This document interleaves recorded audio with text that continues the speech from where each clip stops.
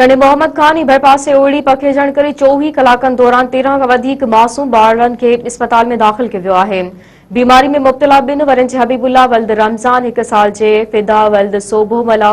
प्रकाश कोहली 1 साल जी, दुआ माची 3 वरनि जी, शाहिदा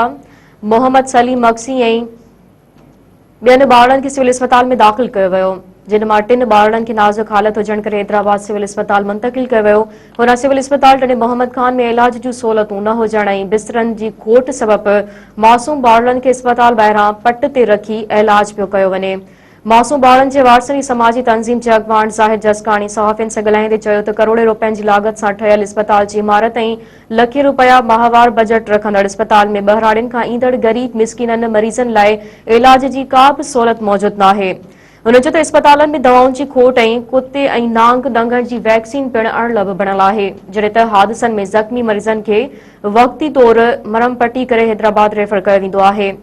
हिननि सूबाई वज़ीर सिहत समेत सिंध सरकार खां मुतालबो कयो आहे त टन मोहम्मद खान ज़िले जे हेडक्वार्टर वारे सरकारी अस्पताल जी बहितरी लाइ क़दम खणी गरीब मिसकीन मरीज़नि खे सिहत जी सहूलियतूं फ़राहम कयूं वञनि।